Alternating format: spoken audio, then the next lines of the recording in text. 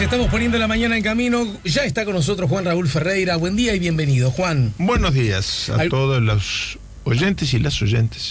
Bien. Ya te lo había dado. Algunos mensajes llegan. Alejandro, no quiero ser grosero, pero si no les gusta Uruguay, que se vayan. Acá es tradición, creo que, a propósito de los fuegos artificiales. Ale, ¿por qué no salen a multar a las motos con escapes libres, que es mucho peor?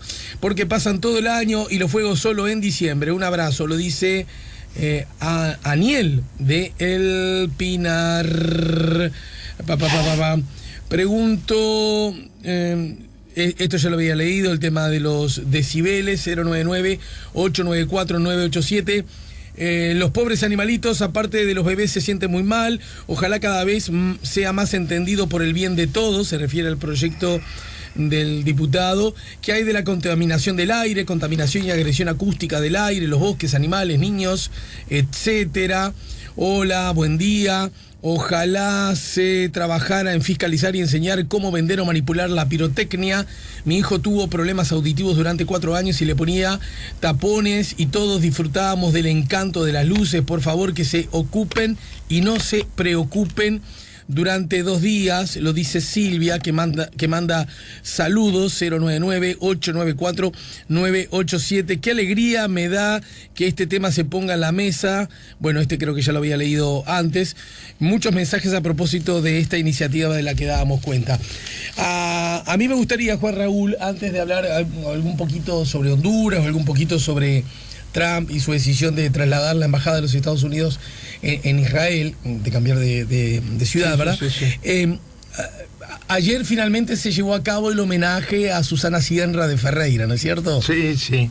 Y bueno, contanos algo. Fue muy emotivo, realmente. El acto estuvo presidido por una pantalla gigante donde iban pasando fotos de distintas etapas de su vida y de su lucha. Yo creo que todas las exposiciones fueron muy cargadas de emoción.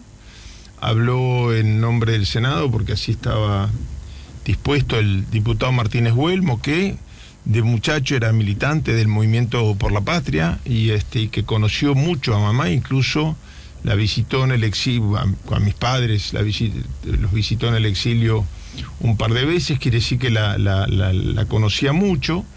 Hizo un discurso muy de fondo que se ve que había preparado muchísimo. Y luego hablaron varios legisladores del Partido Nacional, habló Heber, habló Álvaro García y habló el doctor Larrañaga. Y luego habló, no me quiero olvidar de nadie, por el Partido Colorado, Morín Valle. Habló Iván Posadas porque es complicado que haya una Ivón Posada y un Iván Posada. Habló... Es cierto. Sí, Iván Posada por el Partido Independiente y culminó hablando a título personal, pero una cosa muy fuerte y muy emotiva, porque en los últimos años habían logrado hacer una amistad donde conversaban menos de política, de cualquier cosa, el senador Pepe Mujica, y y después la presidenta, la presidenta del Senado, emocionó y salió por unanimidad que en vez de guardar un minuto de silencio, se pusiera la barra y el Senado de pie a aplaudirla.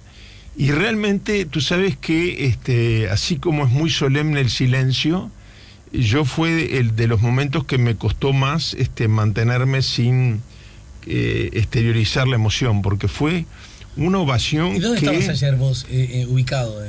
Bueno, nos habían dado 2 opciones y toda la familia optó por la segunda. En la Asamblea General los palcos están como salidos hacia afuera, en la Cámara de Diputados, digamos, y entonces es desde donde se ve mejor todo el hemiciclo. Mientras que en el Senado están hundidos y son con sillitas de estas como duras, que uno no puede, claro, moverlas, ¿no? Son como asientos. No te puedes arrimar a balconear. No te puedes, claro. Entonces no se ve nada. Y entonces nos habían reservado las 2 opciones y por unanimidad todos preferimos en el medio de la primera fila. Desde uno ve todas las bancadas, ve todo el hemiciclo, etcétera. Allí estaba reservado para familiares, amigos de la familia, etcétera. Pero además fueron muchos dirigentes políticos y sociales, fue gente de los gremios, fue gente del Partido Nacional, fue gente, viejos dirigentes del Partido Nacional, fueron muchos diputados, a pesar de que algunos tenían comisiones muy, muy importantes que se hicieron presentes. Y también, y llegaron cartas de autoridades nacionales. El presidente de la República mismo envió una nota muy, muy, muy emotiva. Fue muy lindo, fue muy lindo. Si hubo alguna picardía para llevarlo a la cancha chica, pasó desapercibido, porque esos actos no son la suma de todo lo que se dice y lo que se hace, sino del clima que se genera.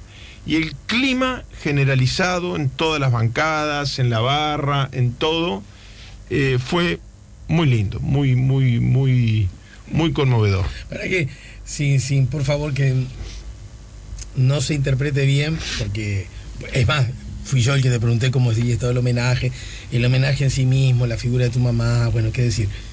Igual también hay otras cosas que me interesan. ¿Qué significa la picardía y llevarlo a la cancha chica?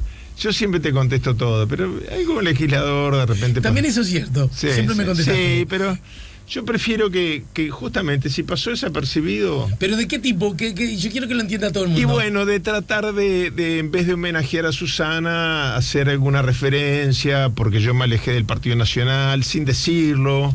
O nombraban a algún legislador, nombraba a todos los hijos menos a mí, ¿no? O uno que me pidió una información dijo, la familia me dio este documento. No, o sea, el nombre mío estaba, en algunos legisladores estaba como vetado, ¿no? Wilson llegó solo, no sé cuánto, no sé. Por ahí. Sí. En realidad la familia no lo pudo acompañar al exilio, porque Wilson estaba en Londres. Algún otro integrante de la familia que no estaba en Londres, estaba en otro país. Cosas de ese tipo, claro, que no eran para un momento en que para un homenaje, sobre todo cuando más allá de cualquier posición política mía, yo estaba ayer exclusivamente en mi condición de hijo, ¿no? Hijo de, obvio. Pero había mucho tipo de fulano, sutana y bueno, el resto de la familia, cosas por el estilo que no, de repente las entendía yo, que conocía la intención, pero que en el gran público que estaba presente y no trascendió. Y es más, yo me imagino el carácter, el temperamento de mi vieja, me la imagino hasta con una sonrisa picarona al escucharlo, no con tristeza. Bien, eso, bueno, salió bien entonces. Sí, salió muy bien. Yo sobre ya que, perdóname, pero esto es un avisito, yo nunca lo hago, pero yo te pedí hoy para señalarlo, porque como mucha gente me pregunta legítimamente, bueno, una vez hicimos un programa sobre el tema, y bueno, y ayer se notó un poquito también en la bancada del Partido Nacional, como mucha gente me preocupa por qué yo dije esa frase que ha causado ha generado mucho rencor, ¿no? Dentro del Partido Nacional, de que yo no me sentía representado como wilsonista con ninguno de los sectores. Yo quiero hacer referencia al editorial del diario El País del día de hoy, que se llama Basta de impuesto a la renta.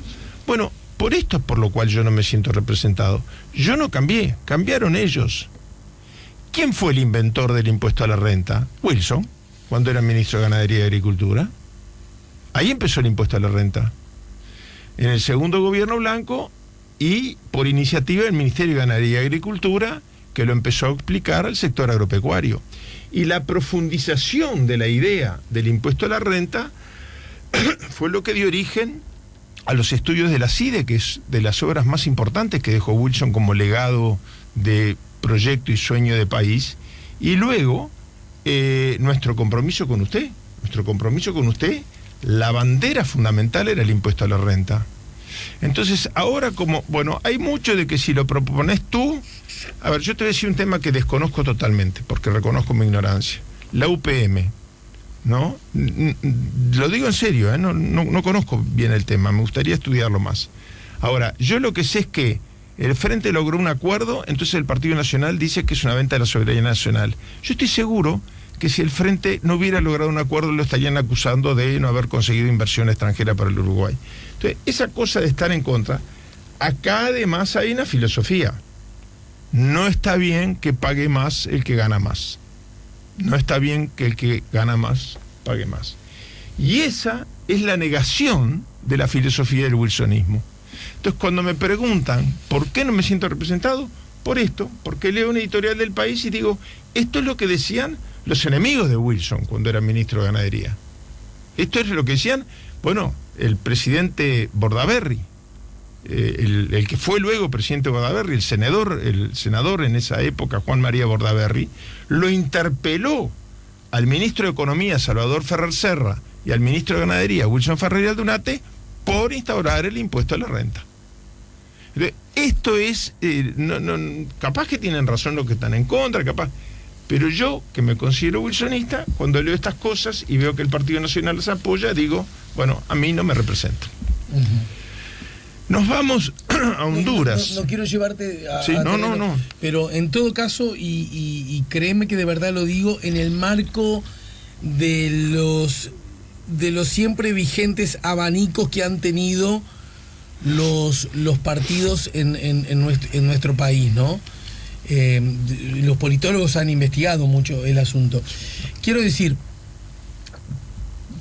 ayúdame, porque sí. Parece pícaro, pero de verdad no lo es. Wilson y lo que histórica, conceptual e ideológicamente representan, no siempre tuvo gran eco en lo que histórica e ideológicamente representa Diario El País, ¿no? No. Por eso te lo pregunto para que me respondas, no porque yo sé la respuesta. No.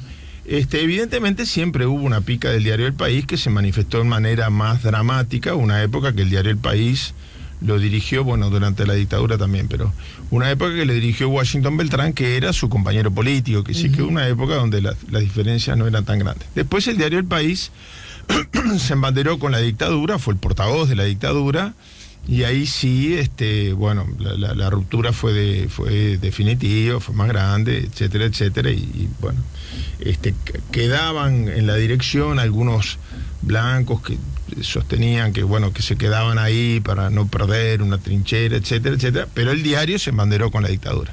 Ahí sí se produce una ruptura más grande. Ahora, la gran diferencia es que tenés un diario El País antes de la dictadura, tenés un diario El País durante la dictadura que es portavoz de la misma, y después del retorno a la democracia y sobre todo después de la muerte de Wilson, tenés un diario El País que es el portavoz del Partido Nacional. Es decir, hoy son columnistas del diario El País todos los dirigentes del Partido Nacional.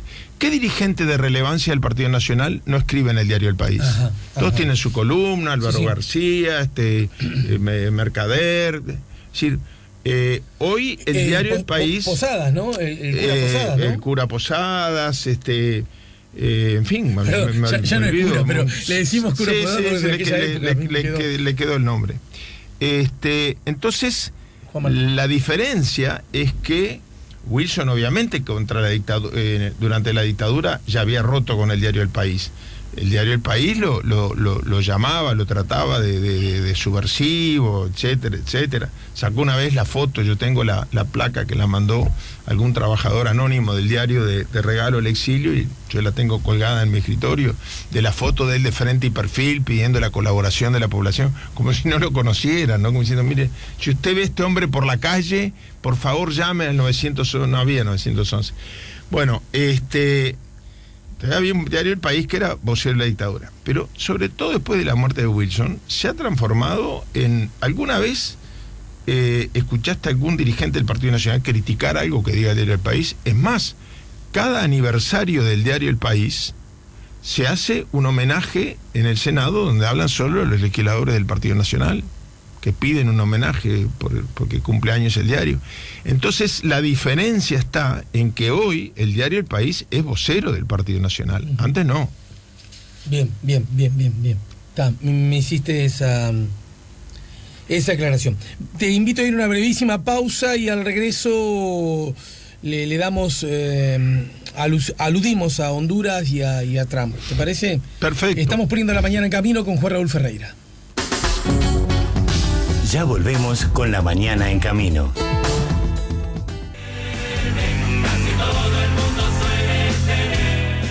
Y entonces, ¿dónde nos colocamos ante lo que está ocurriendo en Honduras, querido Juan Raúl? Bueno, a ver, la gran pregunta para mí es cuál de estas dos acepciones o visiones es la correcta. ¿Fraude o golpe de Estado? Ahora, no hay un tercer camino, ¿no? El proceso electoral estuvo viciado desde sus orígenes, desde un presidente que no puede ser reelecto y presentó su candidatura a la reelección igual. Acordémonos que esta es la salida de una dictadura que comenzó cuando al presidente Zelaya, diciendo que no era un golpe de Estado, lo sacaron a las 4 de la mañana en pijama, lo subieron en un avión y lo mandaron en pijama a Panamá. Y después empezaron a decir, esto no fue un golpe de Estado, fue una destitución. Y curiosamente, para ubicarnos un poco en la idiosincrasia del sistema político hondureño, curiosamente, en vez de decir yo no fui, ¿no? Porque, a ver, más golpe de Estado que sacar en la mitad de la noche de pijama al presidente, ¿no? Bueno, cuando en vez de decir todo yo no fui, la disputa era al revés. La Suprema Corte de Justicia decía, fuimos nosotros que dictamos una sentencia echándolo. Competencia que no tiene la Suprema Corte de Justicia. Y el Parlamento decía, no, fuimos nosotros que votamos que se fuera. Que tampoco tiene competencia, le puede hacer un juicio político, no puede mandarlo sacar a la mitad de la noche. Pero curiosamente debatían los distintos poderes del Estado, a ver, y el ejército diciendo, no, en realidad fuimos nosotros que fuimos los que le llevamos el avión en pijama. Entonces, esa es la Honduras que está en transición. Quizás el único país de Centroamérica al que todavía le ha costado cicatrizar las heridas de la guerra de Centroamérica. Guerra que me tocó la tristeza de vivir muy intensamente, fines de la década del 70, 80, principios del 80, bueno, que le costó la vida, tanto hemos hablado en este micrófono, a Monseñor Romero, entre tantos decenas de miles de centroamericanos. De alguna manera cada país en su estilo y con defectos y con problemas ha ido cicatrizando esas heridas. En Honduras parece que la paz forzada se haya firmado en el día de ayer. Estas elecciones supuestamente eran las de que abrían el camino a la democracia. Por esa razón, la enormidad de observadores electorales. Claro. Estaba la Unión Europea, estaba el UNASUR, estaba la COPAL, estaba, no sé, organizaciones no gubernamentales, el Centro Carter, aquel, ayer, eran decenas de misiones electorales observando el proceso electoral que desde sus inicios empiezan a criticar como viciado de irregularidades. Algunas de estas irregularidades se manifiestan a tal punto que la delegación de la Unión Europea, cuando antes de que empiece el conteo de las actas, denuncia que las elecciones son inválidas y no son aceptables. Esto es la delegación de la Unión Europea. Yo no quiero opinar, se puede estar en una posición o en otra. Acá las redes fueron muy duras, con las redes sociales, Twitter, etcétera. Incluso alguna figura sacó una carta abierta, me refiero al doctor Milton Romani, que fue embajador en la OEA, ¿no? Una carta muy dura hacia el secretario general de la OEA, exigiéndole un pronunciamiento, porque ya a esa altura todas las delegaciones, bueno, puede ser otro criterio, yo qué sé, yo no opino. Pero la OEA abrió una opinión durísima declarando que no son válidas las elecciones y que hay que llamar a nuevas elecciones. Pero lo hizo el día después que terminó el anuncio oficial. Bueno, hay gente que dice que eso era mejor porque de esa manera tenía todos los datos y toda la información y podía opinar con más propiedad. Hay gente que dice, bueno, después que está el pescado vendido, es mucho más difícil retroceder. Lo cierto es, ¿cuáles fueron las irregularidades? Bueno, comenzaron con que de 4.000 actas que la oposición denuncia que no responden a la realidad porque no están firmadas ni siquiera, no ya por los delegados partidarios, sino por los presidentes de las mesas. Al mismo tiempo, las cifras no coincidían con los resultados que tenían las fotocopias de las actas firmadas por la oposición. 4.000 actas en esa situación, en una elección que termina con una diferencia de menos del 1%. 12.9 el presidente Orlando Hernández y 42.9 contra 41.39. Es decir, es menos de un punto de diferencia, y las actas hacen la diferencia. Es distinto quejarse cuando el resultado no refleja exactamente el resultado, pero no altera quién ganó y quién perdió. El ganador, digamos, claro. Claro. De las 4.000 actas, el Tribunal Supremo Electoral resolvió elegir 1.000 y rever esas solamente. Quiere decir que esas 3.000 actas, que hacen una diferencia prácticamente de 5 puntos en una elección que se gana por menos de un punto, invalida la elección. A todo esto, en el medio, el 1 de este mes, aparece un comunicado que a mí me sorprende que no esté siendo más analizado, de las Fuerzas Armadas. Hasta ese momento, el Tribunal Electoral no había dado una sola cifra. El comunicado de las Fuerzas Armadas establece, y a mí díganme, si esto no es un golpe de Estado, bueno, entonces decimos que hubo fraude, porque ya todas las organizaciones internacionales, incluyendo la OEA, dicen que hubo fraude y que las elecciones son inválidas. Pero supongamos que no. A mí, en lo personal, me basta haber leído, y fue entonces que, bueno, hasta tuve el privilegio de que me hiciera un reportaje el País de Madrid en primera página. No sé cómo se enteraron, pero porque yo era el primero que decía, hubo golpe de Estado. Y desde acá, desde este pequeño país. Y la razón por el comunicado de las Fuerzas Armadas establece, rapidísimamente, punto 1, toque de queda. Es decir, no se puede salir entre las 6 de la tarde y las 6 de la mañana. Segundo, estado de sitio.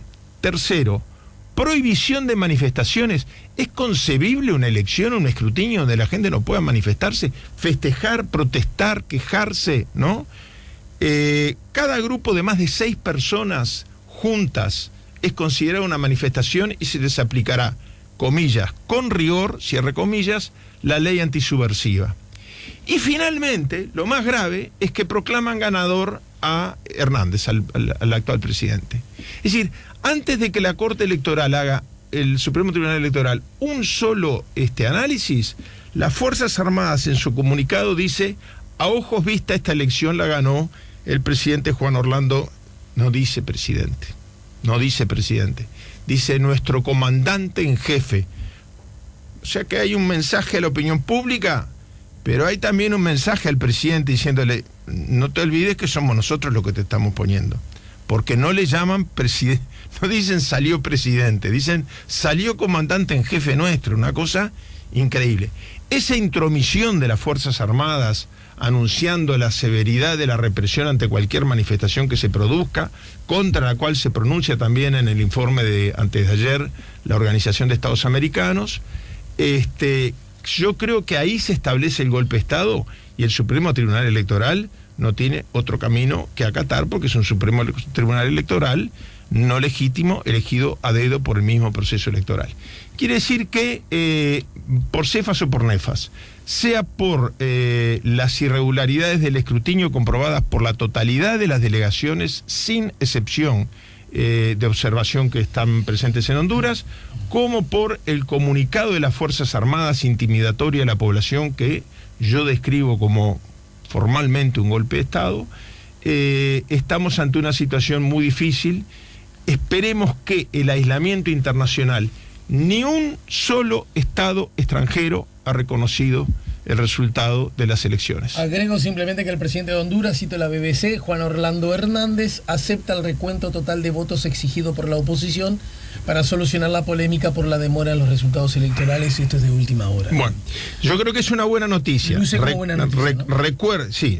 Recuerdo también que esas 4.000 papeletas La oposición lo que requería no es que se recuenten, sino que se hagan las elecciones de vuelta, porque esas 4.000 papeletas, antes habían elegido solo 1.000, ahora van a contar aparentemente, quiere decir que darán vuelta, me estoy enterando en este momento, darán vuelta el anuncio de ayer, de tardecita, de que ya había presidente electo y contarán las otras 3.000 papeletas.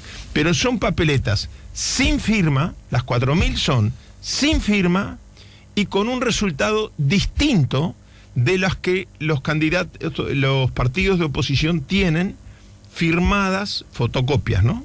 Firmadas por las autoridades de la mesa electoral. Es decir, que las 4.000 papeletas que se van a contar, pero las misiones de observación electoral denuncian que fueron papeletas que sustituyeron las originales. En el final, y casi como un telegrama, lo seguimos la semana que viene, por supuesto, porque además esto recién arranca, Trump va a reconocer a Jerusalén como capital de Israel pese a las protestas, anuncios de todo tipo en esa dirección. Agrego lo que dice Diario El País de España: el Papa e Irán se unen al intento de evitar que Trump lleve la embajada a Jerusalén. Bueno, es una violación muy grave de los acuerdos que en 1948 dieron nacimiento al Estado de Israel. País más amigo del Estado de Israel que Uruguay, se me ocurren muy pocos, ¿no? Uruguay tiene su embajada donde manda a las Naciones Unidas, que es en Tel Aviv. Trasladar la embajada de Estados Unidos a Jerusalén va a traer mucha violencia, va a traer mucha sangre, va a traer muchos muertos. Yo creo que es un exabrupto más de un presidente que le gusta señalar que le importa un rábano lo que dice la ley internacional. Yo soy totalmente solidario con la causa del Estado de Israel y de su existencia, también del Estado palestino, que están proclamadas en una misma resolución de Naciones Unidas, y que la misma establece que la embajada no será en una ciudad que es un centro espiritual de, las 3 religiones monoteístas, ¿no? Allí está el Muro de los Lamentos, los restos del primer templo, la primera destrucción, la segunda destrucción del templo, de la sinagoga. Está la mezquita, desde donde en la tradición musulmana Mahoma subió al cielo, y está el lugar donde nació y donde murió Jesús para la tradición cristiana. Creo que es un error muy grave. Esta noticia se conoce minutos después que el presidente Trump retuitea, generando la condena del propio Partido Republicano a un grupo neonazi que proclama la extinción de todas las razas no arias.